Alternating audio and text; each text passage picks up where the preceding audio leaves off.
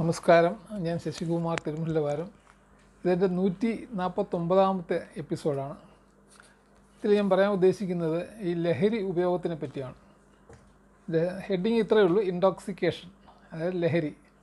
അത് എങ്ങനെ നമുക്ക് ജീവിതത്തിൽ ഉപയോഗിക്കാതിരിക്കാം, അല്ലെങ്കിൽ മറ്റ് മതങ്ങളും മനഃശാസ്ത്രവും ഒക്കെ ഈ ലഹരി ഉപയോഗത്തിനെ പറ്റി എന്താണ് പറയുന്നത്, ഇതൊക്കെയാണ് ഞാൻ ഈ എപ്പിസോഡിൽ പറയാൻ ഉദ്ദേശിക്കുന്നത്.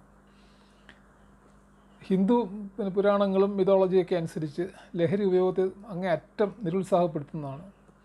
മാത്രമല്ല, വേദങ്ങൾ ലഹരിയുടെ ഉപയോഗത്തെ നിരോധിക്കുകയും ചെയ്യുന്നുണ്ട്. വേദങ്ങൾ ലഹരിയുടെ ഉപയോഗം നിരോധിക്കുകയും ചെയ്യുന്നുണ്ട്. ഋഗ്വേദം പറയുന്നത് ലഹരിയുടെ ഉപയോഗവും ചൂതുകളിയും മനുഷ്യനെ നശിപ്പിക്കുമെന്ന് തന്നെയാണ്. മാത്രമല്ല, ലഹരി ഉപയോഗിക്കുന്നവൻ അവരുടെ ബുദ്ധി നഷ്ടപ്പെട്ട് തെറ്റുകൾ സംസാരിച്ച് ശരീരബോധം പോലും മറന്ന് യുദ്ധം ചെയ്ത് പരസ്പരം നശിക്കുമെന്നാണ് ഋഗ്വേദം പറയുന്നത്. പിന്നെ പുരാണങ്ങൾ പറയുന്നത് അസുരന്മാരാണ് ലഹരി ഉപയോഗിക്കുന്നതെന്നാണ് ഹിന്ദു പുരാണങ്ങളിലെല്ലാം പറഞ്ഞിരിക്കുന്നത്.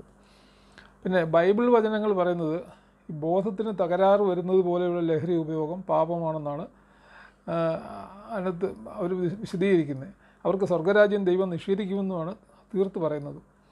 പിന്നെ ശരിക്കും സന്തോഷത്തിന് വേണ്ടി മാത്രം മുന്തിരിച്ചാറ് പോലെ എന്തെങ്കിലും ഉപയോഗിക്കാം എന്നാണ് അതിൻ്റെ അർത്ഥം. അതായത് ലഹരിക്ക് വേണ്ടി അത് വീഞ്ഞായി ഉപയോഗിക്കാൻ പാടില്ല എന്ന് തന്നെയാണ് ബൈബിൾ പറയുന്നത്. അപ്പോൾ ബൈബിളും ഒരിക്കലും ഈ ലഹരി ഉപയോഗത്തെ പ്രോത്സാഹിപ്പിക്കുന്നില്ല. പിന്നെ പരിശുദ്ധ ഖുർആൻ അനുസരിച്ച് ലഹരി ഉപയോഗം എന്ന് പറഞ്ഞാൽ ഹറാമാണ്. ഹറാം മാത്രമല്ല, സാത്താൻ്റെ പ്രവൃത്തിയായിട്ടാണ് പരിശുദ്ധ ഖുർആനിൽ പറയുന്നത്. പിന്നെ മാത്രമല്ല, മുസ്ലിങ്ങൾ യാതൊരു കാരണവശാലും ലഹരി ഉപയോഗിക്കരുതെന്ന് ഖുർആൻ നിർദ്ദേശിക്കുന്നുണ്ട്. പിന്നെ സൈക്കോളജി പറയുന്നത്, മനഃശാസ്ത്രം പറയുന്നത് ലഹരിയുടെ ഉപയോഗം വിഷാദരോഗം, ആകാംക്ഷ, സൈക്കോസിസ് എന്ന മാനസിക രോഗം, പിന്നെ സാമൂഹ്യ വിരുദ്ധ സ്വഭാവങ്ങൾ ഇവയെല്ലാം ഉണ്ടാകുന്നതാണ് ലഹരി ഉപയോഗം കൊണ്ട്. പിന്നെ മാനസിക രോഗങ്ങൾ മാത്രമല്ല, മാനസിക വിഭ്രാന്തിയും ഉണ്ടാകുമെന്ന് മനഃശാസ്ത്രം പറയുന്നുണ്ട്. പിന്നെ ലഹരി മനുഷ്യൻ്റെ ശരിയായിട്ടുള്ള ന്യായബോധത്തെ, അതായത് തെറ്റേതാ ശരിയേതാന്ന് തിരിച്ചറിയാനുള്ള ആ കഴിവുകളെ നശിപ്പിക്കും.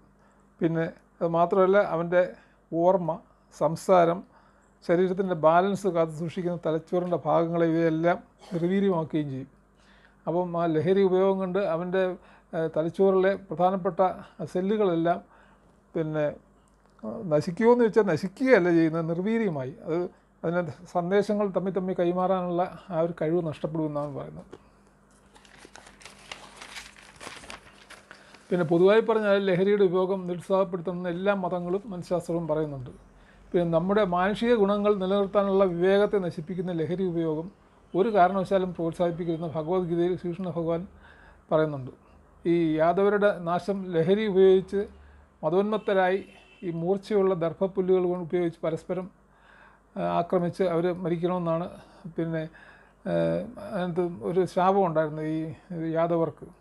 അങ്ങനെ ആ ലഹരി ഉപയോഗം കൊണ്ടാണ് അവർ പരസ്പരം വഴക്കടിച്ച് ഈ മൂർച്ചയുള്ള ദർഭപ്പുല്ലുകൾ ഉപയോഗിച്ചാണ് അവർ അങ്ങോട്ടും ഇങ്ങോട്ടും ആക്രമിച്ച് എല്ലാവരും മരിക്കുകയും ചെയ്തത്. പിന്നെ ഒരു മതവും ലഹരിയുടെ ഉപയോഗം പ്രോത്സാഹിപ്പിക്കുന്നില്ല. നമ്മുടെ ഈ ലോകത്തുള്ള ഒരു മതവും പറയുന്നില്ല ലഹരി ഉപയോഗിക്കണമെന്ന്. പിന്നെ മനുഷ്യൻ ഭ്രാന്തനാവാനുള്ള ഒരു സാധനമാണ് ലഹരി എന്നാണ് മനഃശാസ്ത്രം പറയുന്നത്.